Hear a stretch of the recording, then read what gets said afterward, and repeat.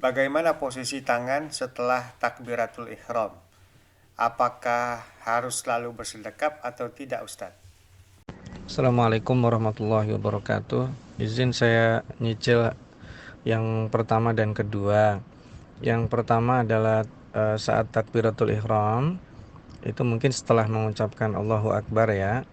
Nah, kalau hadis yang banyak dipakai oleh para ulama yaitu menempatkan kedua tangan di atas dada. Maksudnya di atas dada itu di atas perut dan di bawah dada, antara dada dan perut. Nah, itu tangan kanan, pergelangan tangannya eh, memegang tangan kiri, dari telapak tangan kanannya di atas telapak tangan kiri, bersedekap di atas dada.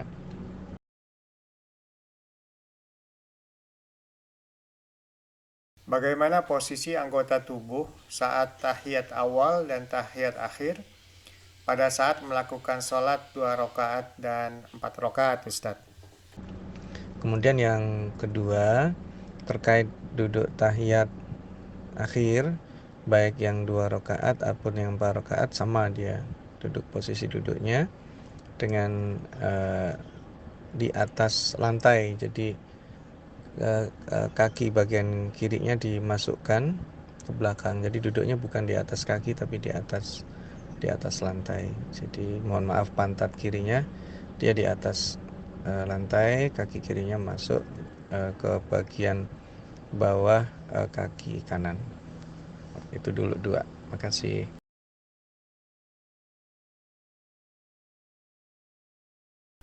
Berapa frekuensi yang diperbolehkan seseorang melakukan gerakan lain selain gerakan sholat agar tetap sah, Ustadz? Misalkan menggaruk karena gatal atau membetulkan pakaian, peci, dan sebagainya. Assalamualaikum warahmatullahi wabarakatuh. Ini saya nyicil sambil menunggu acara yang tiga ya. Berarti nomor 3 terkait dengan gerakan dalam sholat. Sebenarnya tidak ada ketentuan secara uh, tekstual ya. Jadi sebenarnya itu dilihat dari keperluannya. Tetapi jika gerakannya dianggap tidak signifikan, sebenarnya itu bisa membatalkan sholat, apalagi kalau dilakukan lebih dari sekali. Nah, karena itulah pada madzhab Syafi'iyah memberikan batasan sampai 3 kali. Tapi sebenarnya itu juga tidak benar-benar 3 kali seperti itu. Itu hanya merupakan ikhtiyat atau kehati-hatian. Jadi kalau gerakannya eh, tidak dipandang perlu, ya bisa membatalkan sholat. Karena misalnya kalau kita melihat di depan kita ada soft kosong, ya kita harus berjalan ke depan atau bergeser ke samping untuk menutupi soft kosong tadi, dan itu bisa jadi lebih dari 3 kali gerakan. Itu tidak apa-apa karena urgens. Misalnya pada saat kita sedang sholat, eh, ada HP berbunyi, maka itu afdolnya HP-nya dimatikan ya. Kemudian saat kita sholat, kita tidak tahu dari pintu, bisa jadi mengganggu, maka membuka pintu itu lebih afdol kalau kita tahu secara pasti siapa yang masuk. Kalau tidak, ya sholatnya dilanjutkan, dan seterusnya dan seterusnya. Apalagi kalau sampai membahayakan, ada anak jatuh misalnya atau nyaris jatuh, maka gerakan kita menyelamatkan itu lebih prioritas. Ini yang pertama.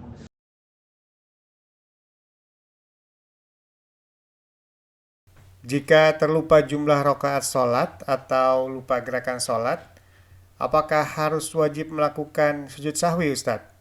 Bagaimana tata cara, bacaan, dan gerakan sujud sahwi, Ustadz? Dan kapan harus dilakukan sujud sahwi? Apakah sebelum sholat selesai atau sesudahnya? Yang keempat, terkait dengan sujud sahwi, ini bisa karena gerakan yang lupa seperti tasyahud, atau kurang gerakan, atau terkait dengan kekurangan atau kelebihan dari rokaat ya. Maka kalau kita ingatnya sebelum salam, misalnya setelah di rokaat terakhir, tadi ada yang kurang ya, berarti kita sujud sahwi sebelum salam. Kalau kita sudah salam, ya kita salam dulu, baru kemudian melakukan sujud sahwi.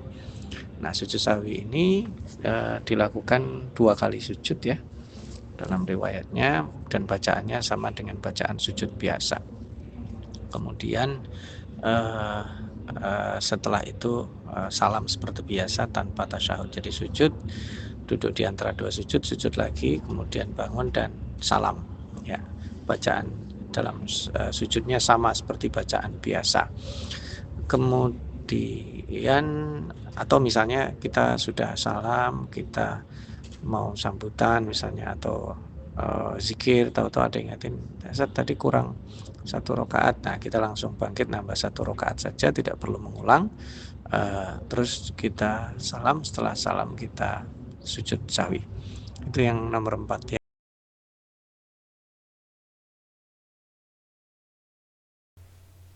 Ada beberapa sumber mengatakan bahwa bacaan ruku dan sujud boleh 1 kali, 3 kali, atau bahkan Rasulullah SAW bacaan ruku dan sujudnya sampai 10 kali, Ustadz. Bagaimana penjelasan hal tersebut, Ustadz? Yang nomor 5 terkait berapa kali bacaan dalam sujud, sebenarnya ya kita baca sekali atau 3, selebihnya kita berdoa. Kalau mau dibaca beberapa kali tidak ada masalah, boleh juga dilakukan.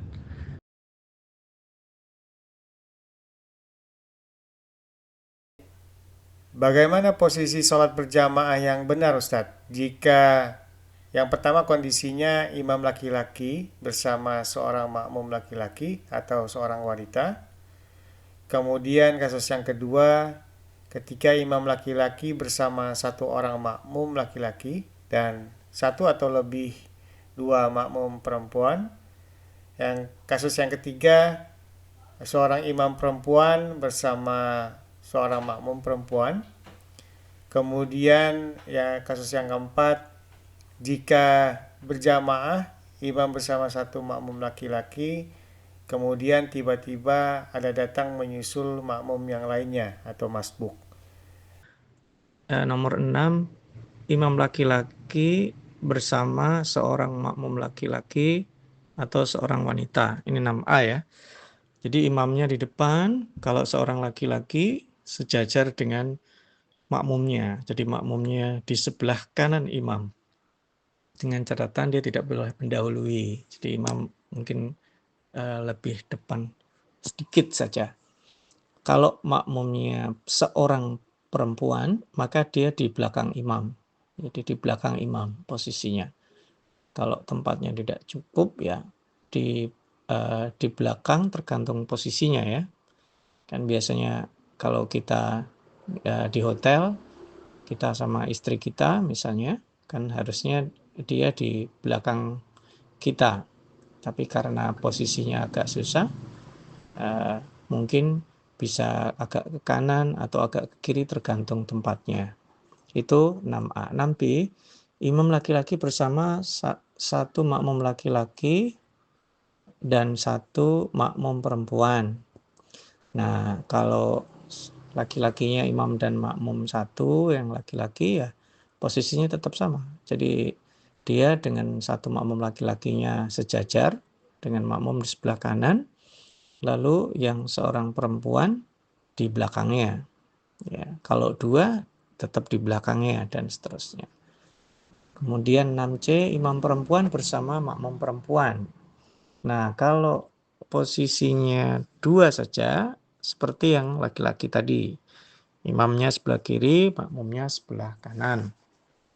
Kalau lebih dari 1, artinya bertiga, maka yang paling tengah itulah imamnya.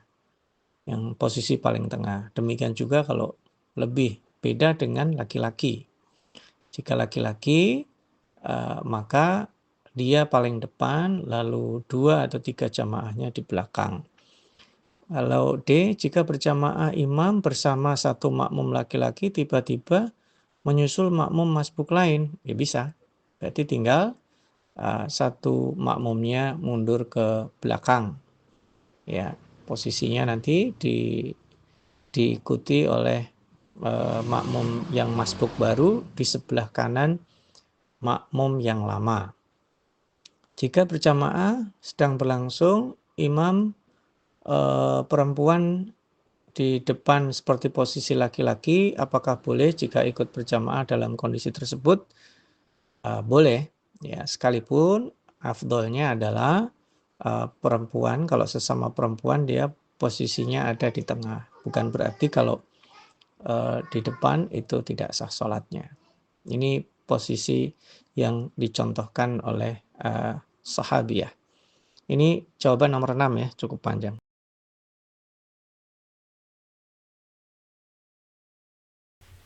Apakah sah jika kita diimami seorang imam laki-laki yang belum balik, Ustadz? Misalkan diimami oleh anak kandung yang belum balik dan masih tahap belajar membaca Al-Quran. Bismillah, untuk pertanyaan ke-7. Apakah jika diimami anak laki-laki yang belum balik? Ya. Nah, anak laki-laki yang belum balik ini boleh mengimami dan hukumnya sah, ya. Meskipun terjadi beberapa perbedaan pandangan para ulama, tapi hukum rojihnya, terutama mazhab Syafi'i, dibolehkan karena berdasarkan hadis riwayat Imam Bukhari, dulu pernah ada seorang sahabat yang usianya pada waktu itu 6 atau 7 tahun mengimami dan dibolehkan. Sekalipun ada yang memakruhkan dan sebagian mazhab juga ada yang tidak membolehkan di sholat fardu. Tapi pendapat yang rajih adalah baik sholat fardu maupun sholat yang tidak fardu dibolehkan, kecuali sholat Jumat, karena nanti dia juga akan terkait dengan imamah itu dan juga dengan khutbah, juga dengan keberadaan jamaah yang lainnya pada pelaksanaan sholat Jumat. Ini nomor 7.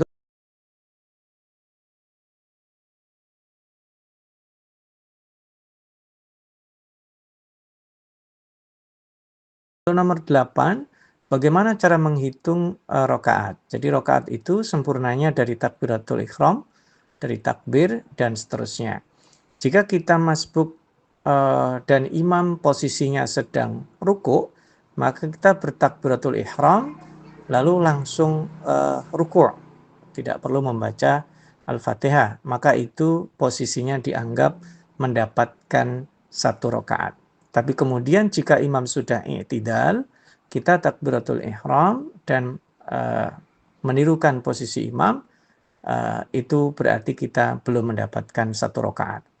Artinya nanti ketika salam kita menambahkan 1 rakaat. Demikian juga kalau kita menjumpai imam pada posisi sedang sujud atau pada posisi yang lainnya, maka kita akan dihitung rakaatnya ketika imam memulai rakaat yang baru.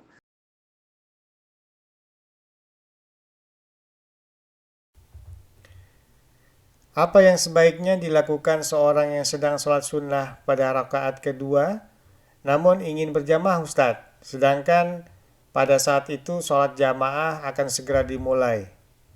Kalau seseorang sedang sholat sunnah dan sedang sholat sunnah itu kemudian dia mendengar iqamat, maka sholat sunnahnya dibatalkan dan dia segera bergabung dengan imam yang akan melaksanakan sholat wajib.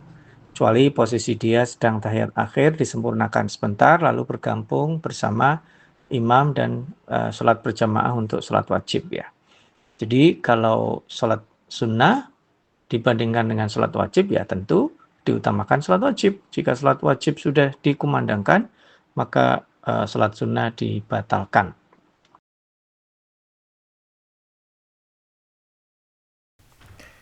Mohon Ustadz jelaskan mengenai sujud tilawah dalam sholat terkait dengan tata cara gerakan, bacaan, dan waktu pelaksanaannya, Ustadz.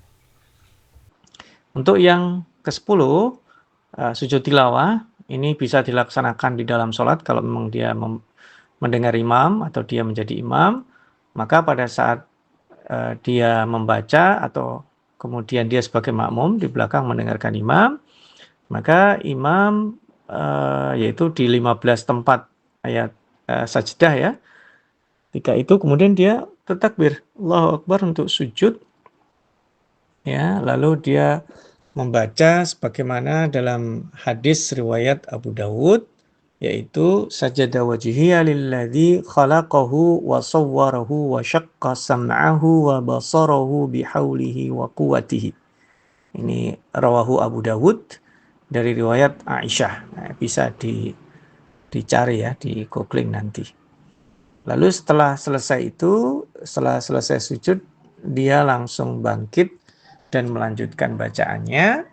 Lalu kemudian dia sujud kembali, rukuk kembali, mohon maaf. Dia rukuk, lalu i'tidal dan melanjutkan.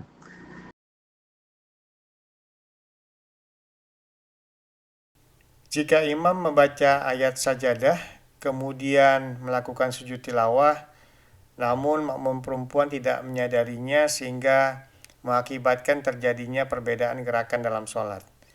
Apa yang sebaiknya dia lakukan, Ustadz?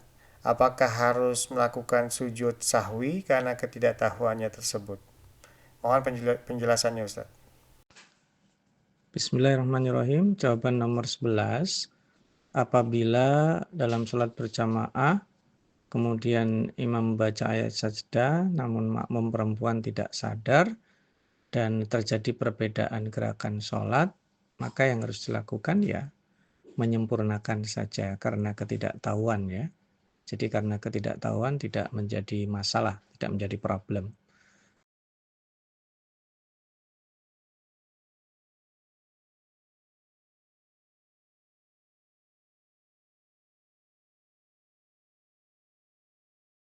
Yang nomor 12, apabila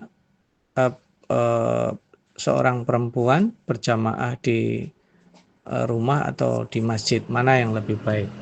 Jika tidak ada uzur, maka sholat berjamaah perempuan hukumnya sama dengan laki-laki.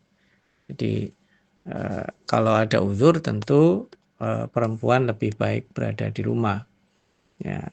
Adapun jamaah bagi laki-laki, ini hukumnya sunnah muakkadah untuk sholat wajib 5 waktu.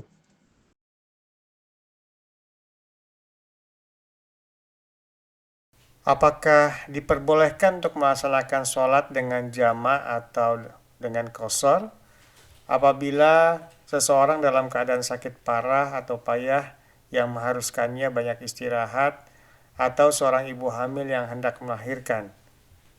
Mohon penjelasannya, Ustadz. Bismillahirrahmanirrahim. Untuk nomor 13, seorang dalam keadaan sakit parah atau payah atau ketika hamil, apakah dibolehkan menjamak sholat? Ya, tentu kalau untuk menjamak sholat, ini jangankan dalam kondisi parah, ketika seseorang sedang dalam keadaan rapat atau macet, ini dibolehkan dalam menjamak sholat ya, mengumpulkan 2 sholat, yaitu zuhur dengan asar, maghrib dengan isya. Adapun kalau untuk qashar, maka jumhur ulama ini itu adalah khusus untuk mereka yang dalam keadaan musafir. Jadi kalau untuk jamak, nah ini dibolehkan dalam kondisi-kondisi demikian.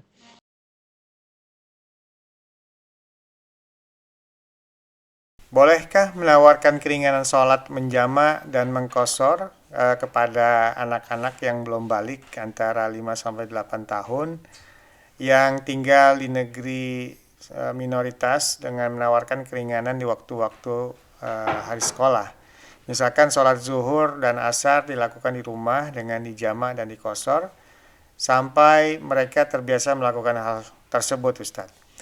Dengan catatan setelah terbiasa maka mereka akan melaksanakan sholat sebagaimana mestinya. Kalau mau menawarkan untuk menjamak, maka ini juga boleh sebagai pengajaran buat anak-anak ya. Tapi kalau untuk qashar, nah ini jumhur ulama lebih itu merupakan rukhsah atau keringanan bagi mereka yang musafir.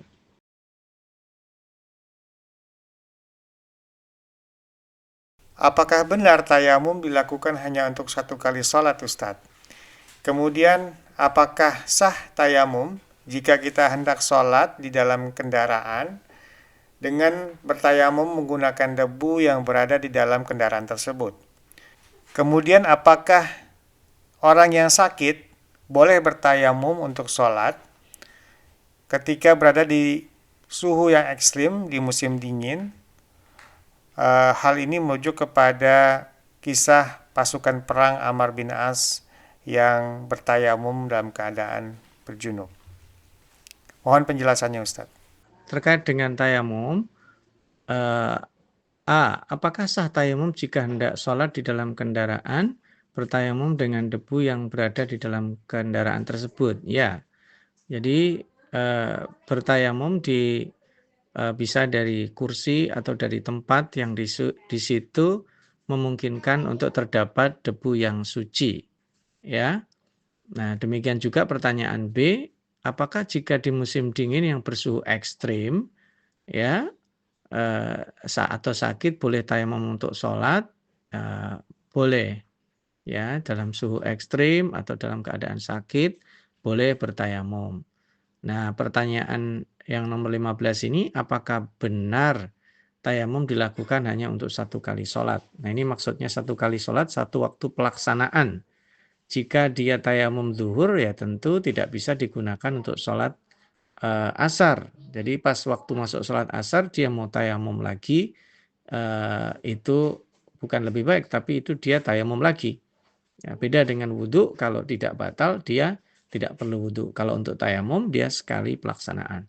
Tapi kalau untuk pelaksanaan jamak, maka dia tayamum sekali untuk dua sholat dikerjakan satu waktu, misalnya zuhur dan asar, itu dia sekali tayamum.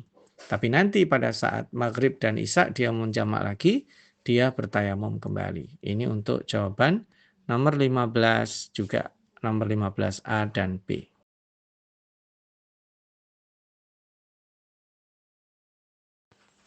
Jawaban nomor 16. Bagaimana penjelasan seorang yang melaksanakan qiyamul lail termasuk witir setelah jamak takdim, maghrib dan isya di musim panas karena khawatir tidak bangun sebelum waktu subuh karena pendeknya waktu malam. Iya.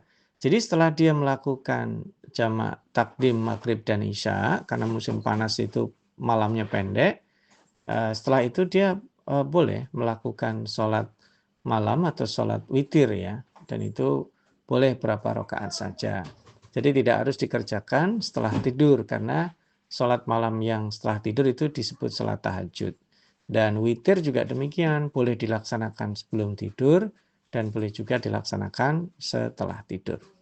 Untuk nomor 17, kalau tidak mendapatkan tempat yang representatif di tempat kerja atau di sekolah, tidak bisa melakukan sholat secara sempurna, boleh dilakukan dengan keadaan duduk ya, karena keadaan darurat ya, sulit menemukan tempat yang representatif. Tapi lebih baik jika di tempat kerja yang cukup luas, besar, dia bisa dikomunikasikan dengan orang yang memiliki kebijakan, sehingga nanti akan lebih baik lagi dalam pelaksanaan sholat. Demikian nomor 16 dan 17.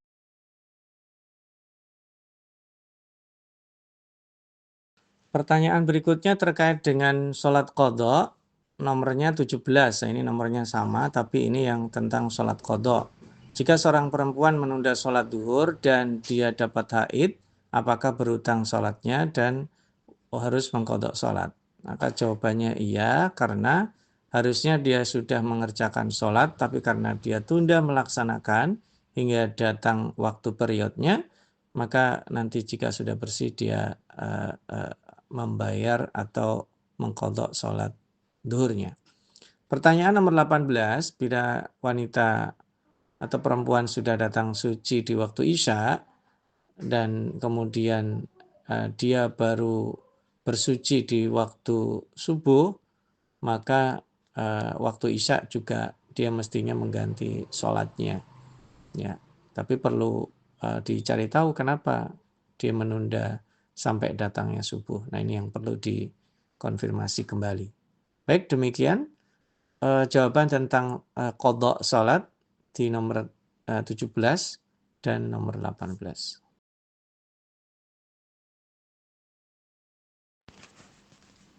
Bismillah, pertanyaan tentang sholat Jumat nomor 19.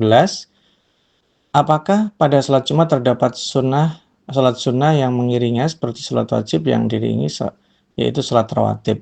Nah, kalau yang sebelum Jumat ini terjadi perbedaan para ulama yang rajih, maka sebelum sholat Jumat itu tidak disebut sebagai sholat qobliyah. Kalaupun dia sholat, maka sholatnya adalah sholat sunnah mutlak ya, atau sholat sunnah dia wudhu atau tahiyatul masjid ya. Adapun sholat ba'diyah, maka itu juga terdapat riwayat, yaitu dengan melakukan sholat sebanyak 4 rakaat dalam riwayat Bukhari dan Muslim. Demikian nomor 19. Adapun nomor 20, bagaimana hukum sholat Jumat bagi wanita? Sama dengan laki-laki? Tentu jawabannya tidak. Laki-laki wajib ya, laki-laki dewasa yang mukim, sedangkan perempuan tidak diwajibkan. Jadi perempuan cukup sholat zuhur saja. Jika wanita sudah ikut sholat Jumat, apakah gugur sholat zuhurnya? Ya. Meskipun tidak wajib, jika perempuan ikut sholat Jumat, maka dia tidak perlu lagi sholat zuhur. Ini jawaban nomor 20. Jawaban nomor 21, bagaimana hukum mendengarkan khutbah bagi yang melaksanakan sholat Jumat, laki-laki atau perempuan? Hukumnya tentu wajib. Meskipun jika seseorang datang terlambat dan dia hanya mendapatkan sholat saja tanpa mendengarkan khutbah, maka sholat Jumatnya tetap sah. Demikian. Adapun nomor 22, bagaimana jika melaksanakan sholat Jumat bagi laki-laki namun karena satu hal, kesulitan, hanya dapat izin 1 kali dalam 1 bulan, karena kondisi kerja atau pelajar jauh dari masjid atau di negeri yang minoritas muslim. Ya, sholat Jumat ini jika memungkinkan dilaksanakan. Jika dia misalnya hanya seorang diri, tentu tidak bisa sholat Jumat karena tidak ada berjamaah, maka dibolehkan sholat zuhur. Kalau ada memungkinkan di situ ada berjamaah, tapi karena kendala pekerjaan rutinitas dan lain-lain sebagainya, maka dia mendapatkan rukhsah. Tapi tentu dia tidak boleh qanaah atau tidak boleh menerima kondisi yang demikian terus-menerus. Dia tetap berusaha untuk melaksanakan sholat Jumat sebaik-baiknya. Demikian 19, 20, 21, dan 22. Terima kasih.